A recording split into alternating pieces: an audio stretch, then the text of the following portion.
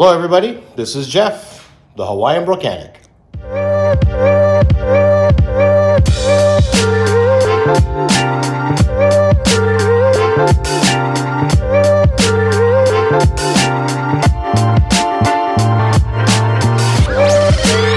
Okay, welcome back to the channel. So this project, what I'm going to be doing is replacing the low side AC pressure hose. So a couple of days ago, my AC started to get warm and finally stopped blowing cold air, and I was checking for leaks. A while back, I put in some dye, some UV dye into the AC system, and I checked for leaks. I didn't see anything around the condenser or the compressor, and I replaced the compressor. But when I went to inspect the service ports here, the low side service port actually has a leak. So what I'm going to do is try to confirm that by using soap and water.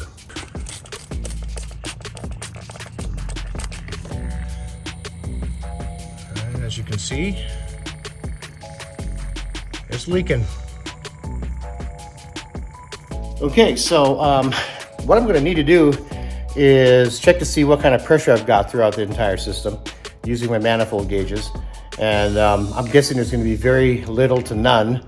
So what I'll end up doing is just evacuating the system of what's what remaining pressure there is in the system, and then after that go through the process of taking apart the old hose, disconnecting it from the compressor to the heater core, and install the new one. So before we do that, let's talk about what hose I'm using and all the other items that I'll be using to do this project.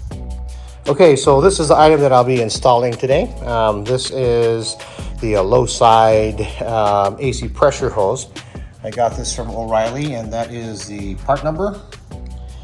The main difference between this hose and the AC Delco hose, the OEM part, is that it has just one muffler.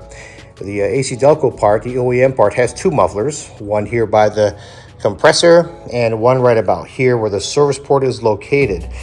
Now, you guys probably are wondering, well, what the hell is a muffler doing on a hose, and is it going to affect the performance? Well, the muffler on the hose is to reduce the noise coming from the compressor. Without it, it makes kind of like a little popping sound. And AC Delco, I guess, decided that they need to put two of them on there to dampen the noise in the engine compartment so you wouldn't hear it inside the cab. But from the reviews I've read, you only need just one muffler attached to this hose. So what you're going to need as well is a can tap. This is just a few bucks. You can get either at Harbor Freight or at AutoZone or O'Reilly. And some refrigerant. This is the O'Reilly Special Arctic Freeze with stop leak in it, R134A. You're also going to need a vacuum pump. I got this from Harbor Freight, and some manifold gauges right up there. And I've already plugged them in. As you can see, there's like almost no pressure at all. So that's the low side. This is the hose that I'll be replacing right here.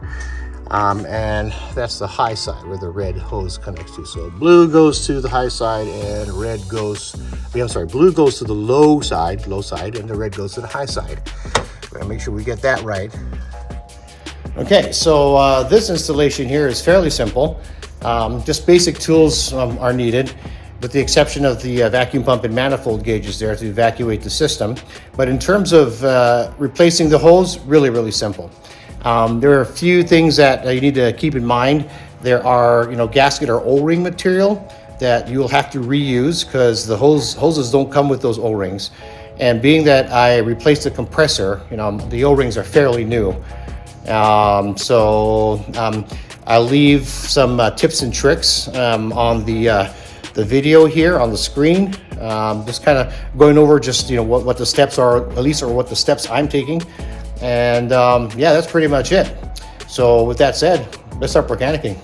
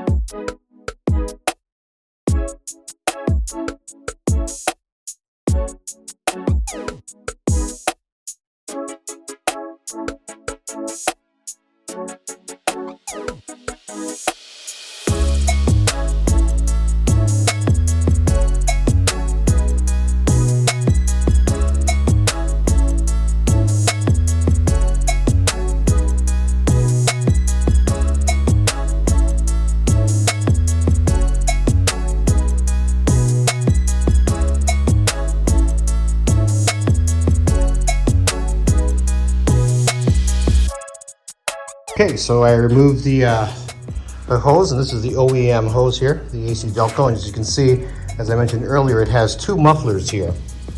Now the connectors are identical, and they do come with the O-ring, so I don't have to reuse this one here.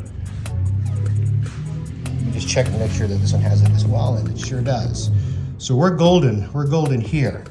Now it does look a little bit shorter, so I might not be able to use that bracket, so I might have to like zip tie the holes or just kind of arrange it in there to where, you know, it doesn't like flop around. So, and this is where the service port is at, which is going to be closer to the firewall versus, you know, where it normally is, but that shouldn't be a problem at all. We'll be able to make this work and then get it installed and get the AC recharged and good to go. All right, let's keep mechanicking.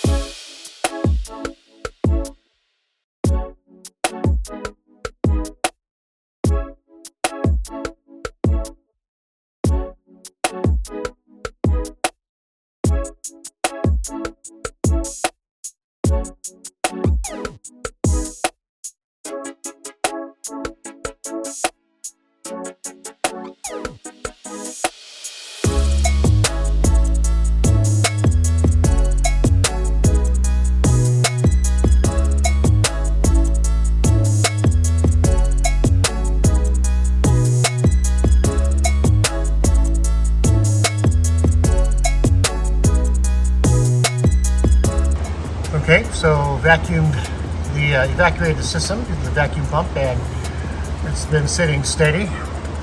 Now, I didn't want to bore you with having to go through that process. If you guys are interested in seeing how to evacuate and add Freon to your AC system, I'll have a link in the at the end of the video here where you can check that out. So, all I gotta do is just add the refrigerant and make sure the levels are good, the pressures are good, and we're done.